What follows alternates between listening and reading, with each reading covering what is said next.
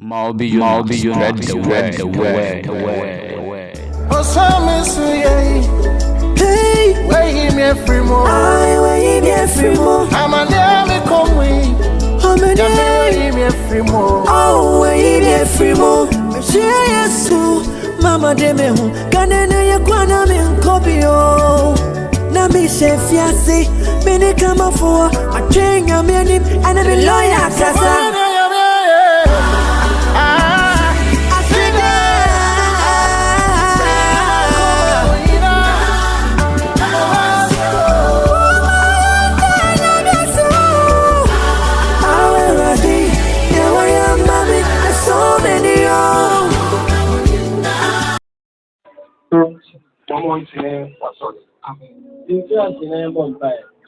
I don't know yes in a music. Rabbi, yes, you are When you know you're about your name. That's in your car and I do. When I have no no away and on you. That's you deny it. Or you can't put your way, Jimmy on it. Let me tell you, small for command me. The hello and Jimmy on you. How many pages? They have to move. Namico count home want them. Come over. Oh, come from bra. No, I am me bra, I know. Then the own, you know, so. Rose like a jay super. Empire, and I say my yes to do. Hallelujah. Amen. Amen. Hallelujah. Amen. Amen. Amen. Deuteronomy 30:15. Deuteronomy chapter 30, verse 15. Hallelujah. Amen. Isaiah 5:14. Isaiah chapter 5, verse 14. Hallelujah. Amen. If I were not over with you, it's also over to me. when I was speaking of Gio, I was sick now, you know. Ona Egesi. We know Pastor. Tell you, Tausha. to get to Yeah, boy. Hallelujah. Amen. Look, fellow go get love here. Obi biara pe Tabia. Neke mala enge. Ah, di no be che. Hallelujah. Amen. Mene emada tumono ya pebe ne maga gbesie nyunya. Why na be jina ha ko site me wie. Na ewe nyine no. O ma ni sa so. Na ba peja ha mi. O be sa ma me. Hallelujah. Amen. Obe kure ko ma peja. Pini sa o be sa. Singa hanuma only kan. Nyam tia se. Ade so no nga jio mi no he. Pada se ni wo ya si mu no. Nubo jimo. Ya wo. Hallelujah. Amen. Abraham wa ngete sanyi. Abraham ya fra no pe no. Eyablo. Watu kwan. Hallelujah. Amen. Eyablo. Watu kwan. Mo o ma baji. Won so wo ba be ko. Kai tane ko ngi odi e kan. Sami pro ana de chani say. Le ne ma nye fensi o. Wo na o be di abrantu wa na chia. E ma fama mi. Ebe ya sem. Hallelujah. Amen. Tigi di e kan. Sami ka chani say. O ma wa no yi ma gbe wa futa. O be nyina chia. Hallelujah. Amen. E ka be ne je ken na. Isa embra de be chi no. Kati mi ma dan le o. Na wan chami go dia. E ma ke biye. Endi o be chami ba yere. Hallelujah. Amen. Mo go de Yesu. O sama Yesu.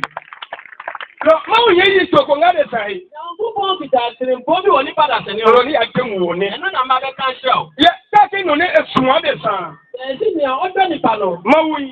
Na ngubo. Lo eno ni bana Iya me hu no. Ye, ibe nu mro ko nyi na maka ko. Ni nsani pe bi ko sise me hu. Hallelujah. Amen. Ibo nyi hu o. Ni sa o bio. E bana kama usumu numlo. Se ma o se nya me do ni pa. Hallelujah. Amen. Ne na mo usume numlo. Se nya o pe ni pa no. Lejo ya. Ene o ko yi. Ore, iyo puro ayi singa no pio. Ampo aye tira ayi. Ni funga na ga anyi me tuwe mu. Bebre wo ho mo ni o mu anu kata. No ko mpunga na ikami ni ga fia no poyi. Se ni anu gra so ni me ka. Hallelujah. Amen. Ibe peja. Yes sir. Yito ni ma wuhi o. Mpo anya ko bo kita no. Iya de o. Na me kan show. Hallelujah. Amen. Ni mo gbo ma wu no tuwe. Nipa apum nyankopon. Ne ma wu na bofu. Akuma anya me bufuo. Hallelujah. Amen. Ne etogbo no hanum lo ni. Enti odi owu do wa mo ni pada se ni. Lo ite gbeno ma la wa mi.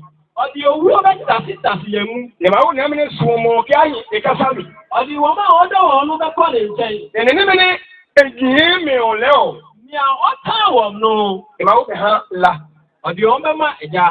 Ne la go ibuli. A eja enjumda. Hallelujah. Amen. Se akenu ma wu na wa bofu hu no heji o. Eja ni se nyame ama ya anya abupo ntino. Ne esu wo heji o. O ta ye ntino. E jo wo no ko wa bi. Wa kire ye bribi a ye be ye. Hallelujah. Amen. E ma wa tu blo enyo e mu nyu mu. Meja kwa ahuro mienu so ama. Hallelujah. Amen. Ne owo kake. Aba ba ko. Hallelujah. Amen. Emi iwo ye no. Mi je ma family e. Say who wo eno. Bẹ́ẹ̀ sọ àpá ní díẹ̀. Alo Abraham wo eno. Ànánsọ Abraham wà fà ní díẹ̀. Bẹ́ẹ̀ni owó. Wọ́n di ẹni nìyà yìí. Bẹ́ẹ̀ni òní nga jọ mi òní.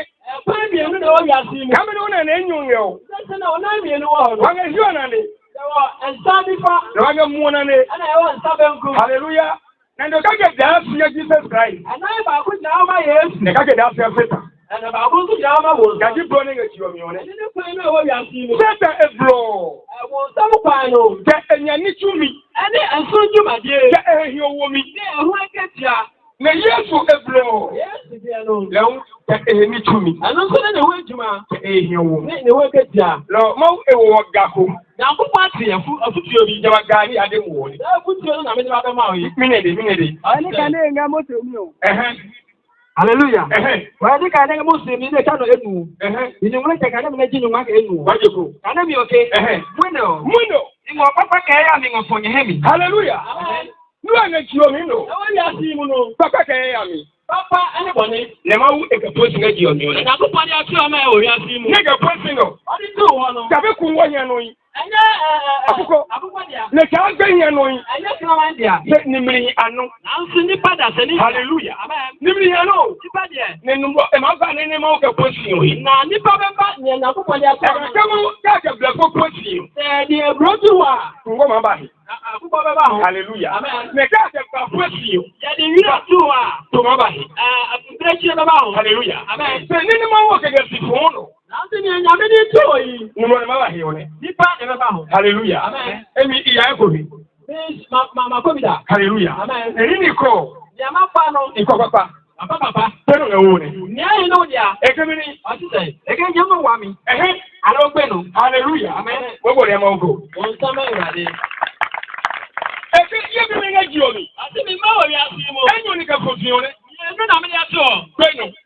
Owó. Wàlà. Ẹ̀ ń pa. Yẹ́wò káàkiri. Bàbá kó. Hallelujah. Amen. Kẹ̀kẹ́ ọmọ abíyá èké hàn. Wọ́n ti sọ àwọn sẹ̀. Máwú ní èdè náà ni. Nàbí àwọn kẹ́yìn nù. Wàlà ní kẹ̀kọ́ tù. Àkọ́ náà ọdún tí ò wọ́n. Kẹ̀kẹ́ mi nínú àgbẹ̀ gbó lẹ̀. Ẹ̀jẹ̀ ìsìn ewu. Bí o dé èké hàn. Bùrọ̀ ẹnu àti ẹ̀ máa hẹ́ o. Ẹ̀yí yẹn fẹ́ nà dá wàdá. Àti ẹ̀ máa hẹ́. Wàdá. Kẹ́ ọ̀hẹ́ tó hẹ́ nù. Dà orí èfiri wọn sọ à. Lázaro yẹ ligbi ewi yẹ. Lazarus wàdí ẹ̀dá nà. Lázaro. Ligbi ewi yẹ. Ẹ̀dá nà. Ligbi ewi yẹ. Ẹ̀dá nà. Yẹ ẹyọ kọ́ mi. Ẹ̀wọ̀ ẹ̀nẹ̀mú jẹ ọ. Hallelujah. Adé yẹ sùkẹ́ ẹ̀bọ. Ṣé yẹn ti sèwé wú? Emu mi. Ọ̀sùn ìwọ̀n. Na ẹ̀dẹ́ mẹ̀kẹ́ sí o. Ọ̀ká ṣe àwọn sẹ̀. Yẹ máta. Bàtà. Ọ̀ká yẹ kàn. Ìdí yẹ kí o. Àká ń ṣe àmù sẹ̀. Kọ́ hẹ́ mi yìí o. Àwọn jí ni díà. Nínú gàdá yọ. Ìyàwó kẹ́nu. Ó ní ma fún ọ lọ. Sábẹ́ kan. Hallelujah. Amen. Ẹ̀dẹ́ mẹ̀kẹ́ á tún yọ kọ́ rẹ̀. Ọ̀sùn ìmú yẹn ń dúró mùsùn yọ. Hallelujah. Amen. Anú lè ká bẹ́ẹ̀ ma. Nyẹ́rẹ́ wọn ní àtìtì mbẹ́ mu nù. Ọ̀sọ́fọ̀ yẹ gbogbo yìí. Ọ̀sọ́fọ̀ ẹ̀ ń kọ́ ẹ̀mùsùyẹ. Kọ́sọ́fọ̀ yẹ gbogbo yìí. Sọ ọ̀pọ̀ ìfúnnu wà. Bùrọ̀ ewu emu. N'ẹ̀jẹ̀ sọ ọ̀gbọ́n nù ń fì. Sẹ́mi Yéṣu Kristo bá. Yéésù báyẹn nù. Ẹ̀wọ́ hẹ̀ jọ̀mù kaba. Ọ̀dẹ̀ òun sábà yẹn. Hallelujah. Amen. Lọ ẹ̀yà gọ́ọ̀mì. Ọ̀pọ̀ ẹ̀mùsùyẹ ọ́. Nà ẹ̀dẹ́ mẹ̀kẹ́ sí o. Ọ̀ká ṣe wọn sẹ̀. Afẹ́ni tó. Mo yí bu ọ̀nù. Hallelujah. Amen. Ẹ̀nà àbíjà. Ọmú yẹn sá. Lọ ètò gbìkó. Ọ̀ká akẹ́kọ̀ọ́ mi. Èké lẹ́sẹ̀rọ̀ lẹ́. Láyọ̀ sẹ́. Tẹ́sí kẹ́sẹ̀ gbèjì. Sọ̀rọ̀ bí ẹ̀. Hallelujah. Amen. Bàbá mi níyànú. Ẹ̀dí ẹ̀ lẹ́kọ̀ọ́ fún. Ẹsẹ̀ lè fi. Lórí àná wà ń sá. Ó gbọ́dọ̀ ẹ̀kú. Wọ́n sám. Hallelujah. Amen. Lọ ẹnà máa yí o. Ẹ̀yí ẹ̀ nà. Ṣé ẹnà ọ̀sẹ̀ gbẹ́nu? À ń sẹ́ ẹ̀yí ẹ̀ ti ẹ̀ wò. Ẹnà ọ̀sẹ̀ gbẹ́nu. Ẹ̀yí ẹ̀ ti ẹ̀ wò nù. Lọ́gídé ìjà ni. Ẹnu ní àsọ̀mù nù. Hallelujah. Amen. Lọ́lọ́ yà tún mọ̀ múlu. Ẹnu nà nípa kọ́kọ́ wọn sẹ̀wọ̀. Ní o sọ ẹ̀kẹ́ jẹ he. Láwọn tí òun fi hù. Ní kẹ́ wà pẹ́pẹ́. Láti ẹ̀kọ́ à. O de ke Mawubi Yona. Nàbí bá yọ̀ nà. Ìṣòro sọ lè mi. Ẹ̀mí kẹsẹ́ wò fún mi. Nene ìpè ní ìbàdí ọwọ́ yìí. Èyí tí a máa bá ara ẹni. Hallelujah. Amen. Ege mi ni. Ọ̀sítẹ̀. Ìkànnì ọ̀kẹ́. Kẹ́nyìn máa yẹ yáwẹ̀. Ní máa wúrọ̀ bùrọ̀ mi ní ìyá ìyẹ̀wò ìmúnà lìkì ní ọ̀nà àná. Lẹ́yìn máa sùn lẹ̀. Lẹ́yìn máa bùlẹ̀ tuwe. Lẹ́yìn máa nyẹ ebùrọ̀ mi tú àná. Lẹ́yìn yìí máa ná wà mí. Gbogbo de ko. Hallelujah. Mawu nya bùrọ̀ ní sànà yìí nù. Nàbí wọ̀ fún àtúntẹ̀ yẹn láti tó. Nà ẹsẹ̀ tẹ̀ ń gà bùrọ̀ ní sànà yìí nù. Òsán kùsà. Hallelujah. Amen. Lọ ekese lẹ́lẹ̀ bùrọ̀ mi o. Ọ̀nù náà pa nù. Tẹ́ o ma bu ẹ̀tuwe. Dàwọ́ bẹ tiẹ̀ nù. Nà ma bẹ̀rẹ̀ ní ẹ̀dẹ́. O bẹ yẹ nìyàwó kan. Nà o ma bẹ̀rẹ̀ sọ̀rọ̀ yẹn ní ilẹ̀ O o. bẹ yẹ nà apẹ̀ díà. O yìí máa ná wà mí. Ẹ̀jẹ̀ o bẹ nyà nkwa. Hallelujah. Amen. Ṣàfi yẹ́mi nà wà mí. Ẹ̀jẹ̀ ọ̀há nkwa. Ṣé ní ilé wà mí? Nàásì dá nkwa. Hallelujah. Amen. Lọ Abraham ní yìí sùn lọ. Abraham ọ̀dà òye. yi. Ehani de wami. Wa pada angwa. Hetene mo nga wo ni. Die na wo fa. Hallelujah. Amen. Lo bene numro e ba gboma utwe. Abra ni ba ya so di tie na me no. Ni ma wudi e kesi yo. Abi ka tie no say. Benu di no ni. Wo ni. Wala di no ni. Seye bi le. Mo wala. Pampa. Numro ko to jara to. Nipa aya so di sa. E gbima wo. Wambu nyame. Tekene ma e chegbe no kaba. Na nyame pro wo ba e. Na bi e kesi yo. Sa an say. O na dukuma abwemi o. Nko anu wo mu mi o. Abwemi. Obu mu mi. Ho yi o lo. Ene e ko mu ne o. Hallelujah. Amen. Ene gbe no kele o mo ye. Ase mi de ko me de mi pa. Ni no ma e. Ade na obedi. Obe waga si ye. O de wa ga se o ni. Babo si mi ye. Ko na o ni bi. Se o ma ye numro ham. Anzu de ni pa na obedi. Hallelujah. Amen. Ah, ti wonya. Iwa 540. Abi wo. Aiza. Amen. Wani ka ne ga isa o mi o. Ye mo ka ne me ji di maka ewi o. Eke wo ga peje ye. Wo ge mele. Hallelujah. Amen. Wo ge mele. Peje. Ibo be e ba ye waga si lo. Abi. Abadi wa ga si. E ba ye o ti. Abi. Hallelujah. Amen. Ja se bele ma je ma ye. O ya se mi ma obedi o. E ma ye man che hu no. O hin su ta. E ma ye so fo hu no. O so fo su ta. Hallelujah. Amen. Se gbe no si o ni. Na nso wa tire no. Ojo mi nge o. Atabu o. Hallelujah. Amen. Verse le you know. Eke wo ga peje ye. Wo ge peje ye. Epe enyami hato. Ni egbe nyam. E ma mi mi. Hallelujah. Amen. Man o mi o emi poku ese. Claudia imu wa mene Ni poku ese. Ani ngonya. na mi wa. Ya ni me ngama. Iye mi eyin na wa. Hallelujah. Amen. Ye gbori agbe no. Ubo nsamo owo. Hallelujah. Amen. Enyami biri. Nanu ma bai. Enyami biri. Nanu ma bai. Lo ni enyami biri yo. Ejani se nanu ma bai. Emi no fe no. Obi biara ya ni dia. To sika ngo de mami yo. Wo sika o ba me ne o. O onye no e mami yo. O ta ni pa o ba me ne o. Hallelujah. Amen.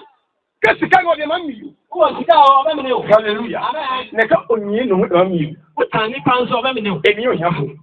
Emi o yafo. Onya bo nso o me ne no. Hallelujah. Amen. Lo mene ne ebi emi nge yo. Why and I chen no ha. Ne ewe ni no. O ma ni saso. Mene na be emi. Why no o me ne no. Hallelujah. Amen. Emi Abraham. Wa me ne Abraham. Emi Abraham. Wa me ne no. Ne mi etabel. O me ne ni wie ye no. Etemo ne mami. Aka o.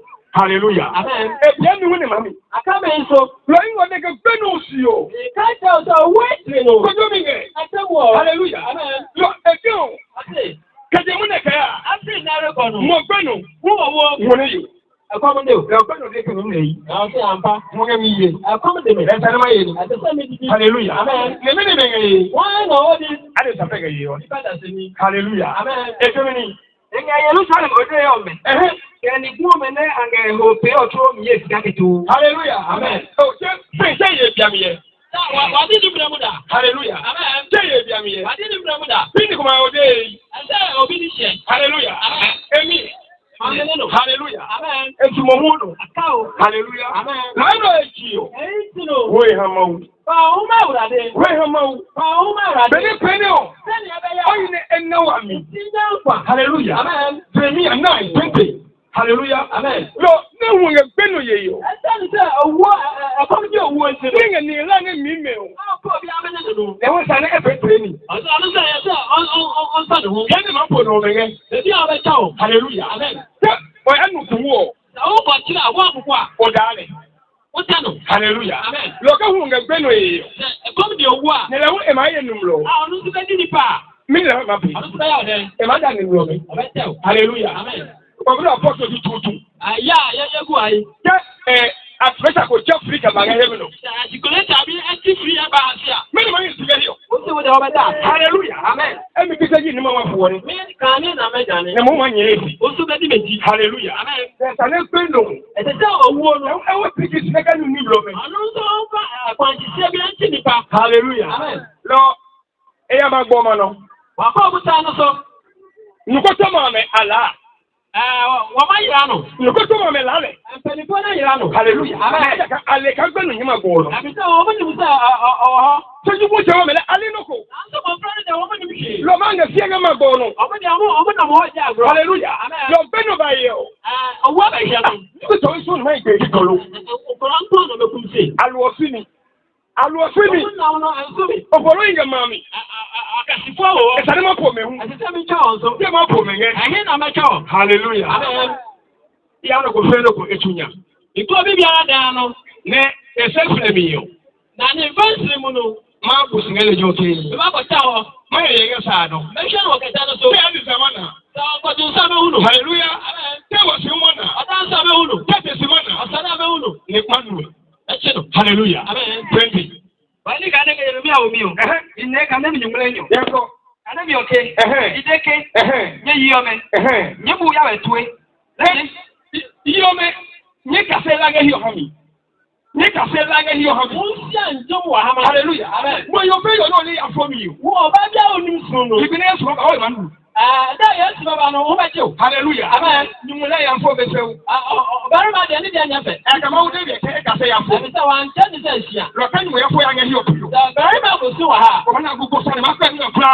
Na ni trimu fi ejojo bi. Keke ni nga poti. Na wa fi pe ni. Hallelujah. Amen. Keke yo ni te da fi. Na so ba me se Na ja. le we. O di arewa. O me no se wo ha. Wa na wa ja ya ma. O me no pe mi no. E na wa ye mi. E bi ye tun.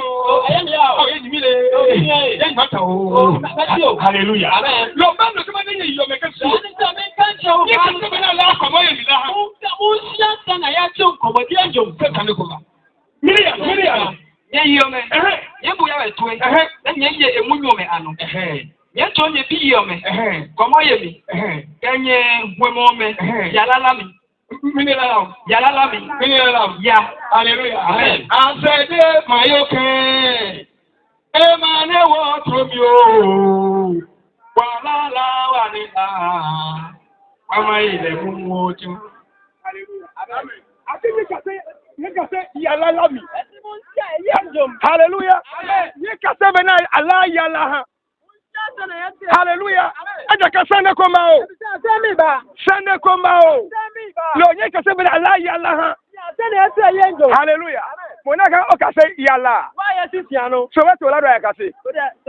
Hallelujah. Ekemini. Yetunye bi yome. Koma yemi. Kanye huomome. Yala lami. Bẹ́ẹ̀ni bá kọ́ mi nínú. Bẹ́ẹ̀ni bá kọ́ yé. Hallelujah. O tún sẹ́fẹ̀rẹ̀ bẹ́ẹ̀. O tún sẹ́fẹ̀rẹ̀ bẹ́ẹ̀. Kó o sẹ́fẹ̀rẹ̀ náà gbú wọ̀. Kó o ma tún. Kó o jẹ́ sẹ́fẹ̀rẹ̀. Hallelujah. Ṣé kó o sùn ọgbẹ́nu lẹ́yọ̀? Kó o ma tún. Kó o jẹ́ sẹ́fẹ̀rẹ̀ wò. O nya kó o yẹ sẹ́fẹ̀rẹ̀ tẹ̀. Sẹ́fẹ̀rẹ̀ miẹ̀nsa. Hallelujah. Lọ gbẹ́nu yín mi bù sí gọ̀dá. Kẹ̀kọ́ o kò máa yọ e. Hallelujah. Ekemini. Kí o gẹ̀ yọ̀ ṣùwé wọn bá dán o. Bọ́mọdé náà máa sanwó. Kó máa sanwó hún ẹ̀. Ìmọ̀ bá dán o. Hallelujah. Ekemini. Nẹ̀pẹ́tẹ̀ wà ní èyí ọ̀mẹ̀. Ṣọ́nà ọ̀nà ní èyí ọ̀mẹ̀ yìí lọ ni. Hallelujah. Ẹyin mi fọ. Hallelujah. Efoweko. Zemba yo mu foweko. Hallelujah. Emahamo ekemini.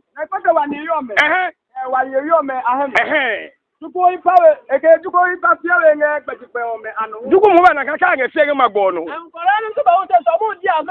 Kaka gbe no ba na me. Kaba we ka epu ebo. Kaba ma nyume ka gbo. Lo duku we na wo sa na fie ka blema. Pie be hu. Ye nyi me jiwa suka ya. Ma mu nyume ngami. Alo epe mi. Angami. Alo epe mi. Hallelujah. Kengami. John chapter 21. Verse 18. Nemado noku. Hallelujah. Lo eno beno mi o beno nando he. Beno nando. Bomode no ka jamau. No yela no kwale. No mbeje mi ni o ma he. Ne o beta Yesu. No imana wa. Na ka wa Kristo fo limpo. Ni wa ka wa he yi. Ni wa ka wa he yi. Ni ma wo suomi. Ni wa asuomi we. Ni wa ka wa he yi oni. Le me ni ngo wa ya. Hallelujah. Let's start why we're here. Hallelujah. I do come in. I don't know you want to me. You millennium. I never let you. My banyo. 21:18. Amen. Inga modeke. Inga modeke o. Kacha osai. Inga modeke anukala mike. Inga odeke si o. Kacha osai. Oni hemi o. Onita omia. Moni chelo wo tade oni. Na o sha tade. Hallelujah. Amen. Ke ya efe no so. Ko ba bi bela obe. Ibobe mena o tade afen ye. Na o sha tade amanda. Hallelujah. Amen. Makendo inanifo ya. Awu ma chi me hu na su. Emi ka no gbefo we ya o. Tani pa wo aminsu. Ya pa gbefo we ya. Ipa pe wu me. Ya yo gbefo we ya. Na me su sara. Fe hani fo ya makendo. Ansu abranti ama masu. Hallelujah. Amen. Ka ki ye gbogbo dalo. Me hwe ni o se na. Fe jo blan pe gbogbo dalo. Na bata sunte ni o se. Hallelujah. Amen. Se gbogbo dalo wo fe ni ga gboke wo hanle. Na nso wa fa no sha no ni oma. Keke nyimi ko je yo o ma yin onyimi ko. Na o free o ba tawo ni a. O ma yin le ko. O ba tawo ni a. No keje tuwe munyu. Ah ni nkasa no. Hallelujah. Amen. Ekemini. Seke o ba buo. Seke o ba buo. Nso ba ko tuwa. O ma won no. O ma woni ne no. O ma nsa so. Ne no kwa ma miambo. Ne no kwa ma miambo. Di pa fufu na be si. Ne he no osume no ma ya ko ma block ya. Ba ko no de ba ko. Hallelujah. Amen. Keto ngba ku eche ma he. Pato oni plane ho. Hallelujah. Na nga sika ba ka nyima mi no. Stress sika yi. Kene jugu ole eche ma gun. Ba bi abo friend ni ba pa. Keje yesu ore o. So di na chi. Lombo numro o ba buo. Uni pa o ba bo kokoro wa. Ne o ba no ko le hu. Hu hwe. No o ju ba be ka jugu yi chi. Na wa gini ba ya ta bo friend. Lo bena mikaya. Sambre mu no. No nga he wa mi. Wa one day. Esa no nu yesu. Asa on so erade. Na ho yi wa nam. Enje okran kwa. Hallelujah. Bene nga ji no ne. Ye tie ni. One kan mi ne ndo pio ka no ko buo. O sa na so bi wa. Keke enyama we. Na no amwa. Hallelujah. Amen. Hallelujah. Amen. 40:16 Isaiah ma do ko. Oni keke nu gbo pio. Se si aso bi wa. Keke nu enyama we hu. Na no bie. Mini wa kenge wa nyama. Tie na edi ti ye na no. Mini wa kenge wa nyama. Tie na edi ti ye na. Hallelujah. Super guru chai. Padu kwa. Hallelujah. Lo libiri ma gbo ko pio. Ade o be wusaki. Na bule ohun be o. Aye bi we ninu. O ma na Yesu. O be hu Yesu. Ne na nga deke. Na ye ka tie o. Le di kojo lo. Onu ni ani o be bu atan. Ne o he yi.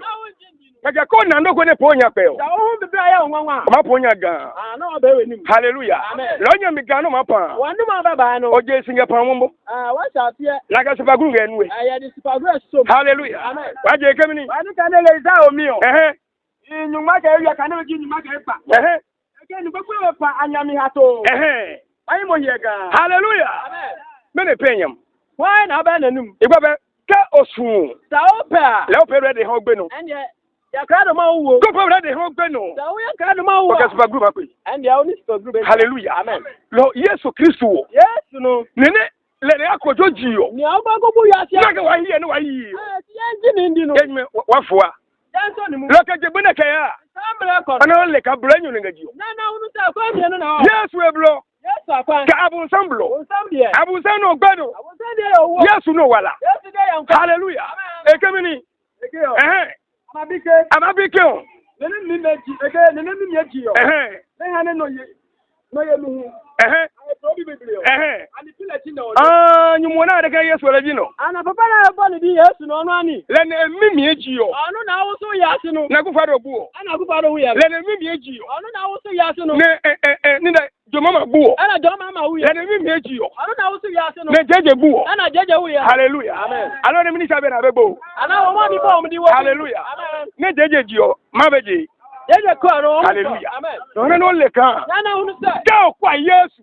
Yesu. Le gbe no ma bu o.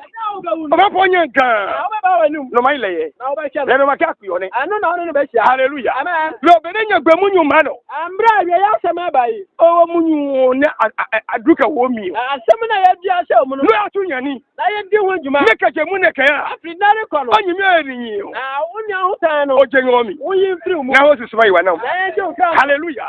Ecclesiastes 9:9. Ne ma do no ko. Lo ona no le kan. Na unu se. Ke oku amawu o. Da o ku nyame a. No fe no malamu. Bibi biara be yira. Lo ni na le Kristo o. O mo ni bi Yesu. Da da bi abusa ga memro da. Ambra bi abun sam da da o. O bana no ko ne egbo. O bi wu. Hallelujah. Keke awosa ha. Na de kata ma no. Age e awo singe no. Ya se ko da ko ati o akoda. Hallelujah. Amen. Igbo be awo singe gbeje. Abusia ho ya da ho. Hey. Awo singe gbeje. Ya da ho. Ya kan Isaiah chapter 8:11. Isaiah 8:11 ko kinka. Sanu ma wo no. Kata obeta so. Abia de momo. Da ye no dida. Bonu ma ha. Tuma be fra. Abia de momo. Da ha dida. Kwa to nuko nuko. Abi sa wo ko she obi awu a. Le ma yo no. Ono na be she o. Hallelujah. Amen. Lo sanu nga gbeje. Asama do. Kan ya beli. Ba adiboni ya. Bible kemini. Ani kan nga fiala o mi o. Ni kan mi ne. Eke be bo ne mo hamo. Yesu pa no. Igbo be. Bi ono hi o me ne ho. Embre na okita no wana di ma o. Me na mo be bo. Wana di ma o. Me ne hambo. Wana di ma o. Hallelujah. Amen. Kemini. I say. Okay, we yo for the tamenya. Yeah, mi ngomi. Hallelujah. Lo ka okay o ma ye ngomi. Da woni uyire bedi agra. Humangula be mi. Hallelujah. Amen. Kabi be ne gbo. Anya mbra wu. No ma de ke ye hu do sun ye. Me kuno on pampesie. Lo a ho ye no ke ai nya gbani. Aka gbogbo yi ni. Ebi ani wufo ni. Hallelujah. Amen. Aka be bo ni mo hamu. Ya se mbra ka ka na me di ma o no. O ko yi wo ni sun le o. Awo ni wo yira o danu no. Ye mi ngomi. Anda mu ndi mu. Kemini. Amen. Dali bine no go bembe mi o. Dali bi ni ndako baby. Mbra bi ahwe yam anim no.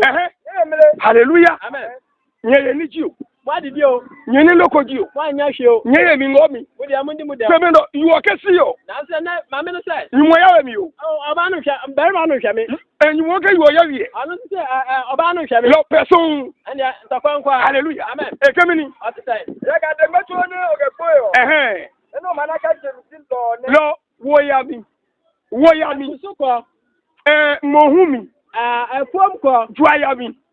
Ejasu di. Eno me kula. Ayi nyina chi no. Obe no ko nange. Wo nya hwe. Ka okay o ta lo ebo jomi pe ni mana. Wo ne wo yonko ba nya wani je. Hallelujah. Amen. Kemini. O te say. Metu ano na tuyo. Mutu enu nga chuyo. Ebi biara o ya no. Tu ko e wa so. Tuke o wa mi ni no. Tuo. Lo ke se lo jimu. Da o ya atampaka ni. Se ko e wa mi. Anya kana wa ho. Kela la lo jimu. Da o ya ntunia. La ko e wa mi. Anda ya ni wa. No fi no pio. Ebi biara o ya no. O pia ko e wa mi. Eyi ya wa ho ndi. Bedo nga ngbegbele. Mbra o ti ase. Kemini. O te say. Ya ga gbaje. Ene o ma ya wo si o. Beju enu wa ma ya ho si. Abisa sama no ba bia ba kwada achi no. Ni chum. Lo yi mi susu. Yin susu. Ejuma agenedire. Lo nile. Ananya Lo gabelejo. anasa enisu Ibobe. ni ho. Nene ma ude no. Ye nyame akai. Mono kase pa ade o kesi o. Wona ho says sama no say. Aye nyuka wodi duo ha. Ya say enye mo ama no. Lo e ba sia no kwetu wo ni. Enti o di bia be bo bi. Ma uke ni lebelejo. Na me say agina anyansa nim. Ni gahu belejo. Hallelujah. Abuto obi are nka. Hallelujah. Amen. Lo sisi mi na ngo sisi ga ji omi. Sisi ya isi wo ri ase. Ma upe na anu ana anu kwale o. Ewurade pe na o me yehu no kra. Hallelujah. Amen. Ke wale no me. Ewu wo ya. Logo huoti.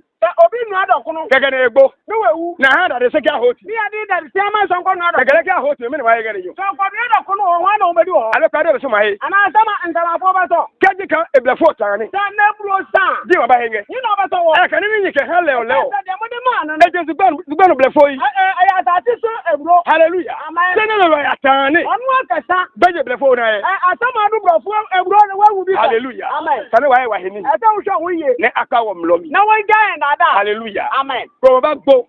Wo ba wu ka be ne yimi gbo ne wo. Sa de ya na ewu a oda wo. E be wa kwati nyima hihu. On sa so ntran yan tawo bi. Hallelujah. Amen. Lewe ma ma panu. Nu so ko ma abu from. Ne mo ma yin ba panu. Wo so ba tran ma abu from. Hallelujah. Amen. Ka ko nga hungangbele. Ese wo ye oti atefo. Ne oya gbaji yo. Ne ko asama adu a. Obe klen. Utumi nko. Le mi ne no ma de ke si yo. Ne to ba ka ja mi. Gbogbo le we mami ya. Asama owu fo wa kwa na asama adu no. Le we ba ngbengle yan pati. Onu so ba ti atefo ntom. Hallelujah. Amen. Ka onunu ndo ya fo wo. Da wo ti oni pako tupu. Mana wa. Obenya nkwa. E magbo. Obewu. Ka be hi he. Esa se yana trabia. Hallelujah. Amen. Se lo ngele joda. Enam wo da bia da. Mo lo nke ba foko no. Banam na ba to abonte. Le ka mana wa. Na je so obenya nkwa. Le we magbo.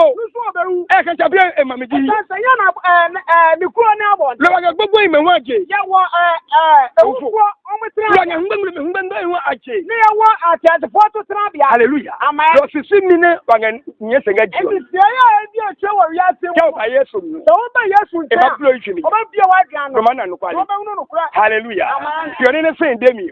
Ewia dia fa ne ka cha. Ora ya demo. Ana me ka cha wi. 17 1 Job 17 yo. Ke jadi shuma banya. Na pe be di ba juma be we ya. Ya ka edemi no ko. Esa so ka bi bi cha. Hallelujah. Amen. Ni ne demi. No ka cha me no. Ora ya demo. Me ko bo amane. Hallelujah. Amen. Ni ne sen de. Da na ka yan. Wa ni kan na yo bo mi o.